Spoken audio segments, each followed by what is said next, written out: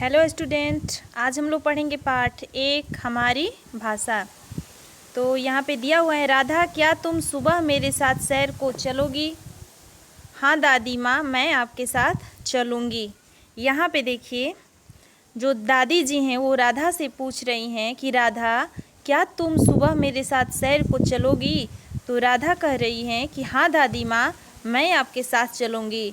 दूसरे चित्र में दिया हुआ है बोलना सुनना भाषा है। दूसरे चित्र में जो शिक्षिका है वो बच्चों को पढ़ा रही हैं और नीचे पॉइंट में दिया हुआ है कि बोलना सुनना भाषा है।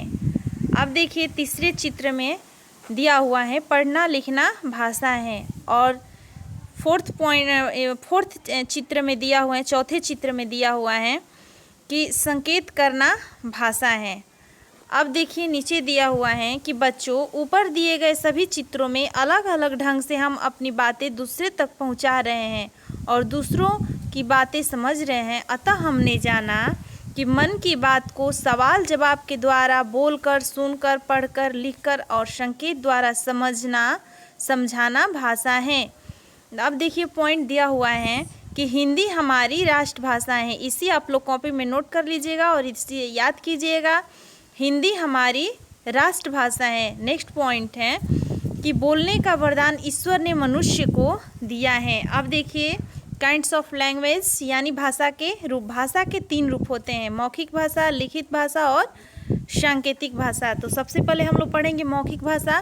तो मौखिक भाषा में दिया हुआ है कि बोलकर अपनी बात दूसरे तक पहुंचाना और सुनना समझना मौखिक भाषा है। जैसे मोबाइल पर बात करना, रेडियो यानी एफएम पर संगीत सुनना, ये सब मौखिक भाषा है। अब दिया हुआ है नेक्स्ट पॉइंट, लिखित भाषा। लिखकर पढ़कर अपनी बात एक दूसरे तक पहुंचाना लिखित भाषा है। जैसे कॉपी में गृह कार्य करना, पुस्तक, अखबार, पत्र पढ़ना आदि, इसे लिखित भाषा। जैसे लिख करके हम किसी दूसरे को अपनी बात को पहुंचा रहे हैं, जैसे चिट्ठी लिखना या एग्ज़ाम देना। एग्ज़ाम में आप आंसर जब लिखते हैं, उत्तर लिखते हैं, तो आप अपनी उत्तर को शिक्षक तक पहुंचा रहे हैं तो ये सब लिखित भाषा है। अब आते हैं थर्ड पॉइंट, सांकेतिक भाषा।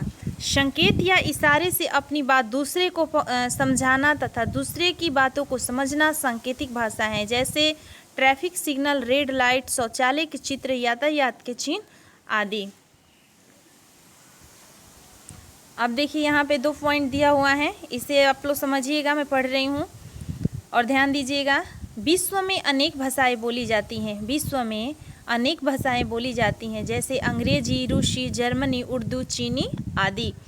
उसके बाद है पॉइंट, भारत के विभिन्न राज्यों में भी विभिन्न भाषाएं बोली जाती हैं। जैसे पंजाब में पंजाबी, गुजरात में गुजराती, कर्नाटक में कन्नड़, केरल में मलयालम, तमिलनाडु में तमिल, महाराष्ट्र में मराठी, पश्चिम बंगाल में बंगला इत्यादि। अब देखिए, माइंड मैप में दिया हुआ है, इसे आप लोग पढ़िएगा और समझिएगा। पूछना, बताना, सोचना, समझना और समझाना सवाल जवाब भाषा है। इसे आप लोग याद कीजिएगा कि भाषा का परिभाषा भी हो जाएगा, भाषा किसे भी कहते हैं, या ये बहुत शॉर्ट आंसर है, शॉर्ट उत्तर है। आप लोग बहुत छोटा उत्तर है, आप लोग इसको समझिएगा कि पूछना, बताना, सोचना, समझना, समझाना सवाल जवाब भाषा है। दूसरे पॉइंट में दिया हुआ है कि भाषा के 3 रूप होते हैं, मौखिक, लिखित और सांकेतिक। तीसरे पॉइंट में दिया हुआ है कि विश्व में अनेक भाषाएं बोली जाती हैं। और सबसे लास्ट एंड 4th पॉइंट में दिया हुआ है कि भारत में विभिन्न क्षेत्रीय भाषाएं बोली जाती हैं। इसे कॉपी में नोट कर लीजिएगा और इसे याद कीजिएगा। धन्यवाद।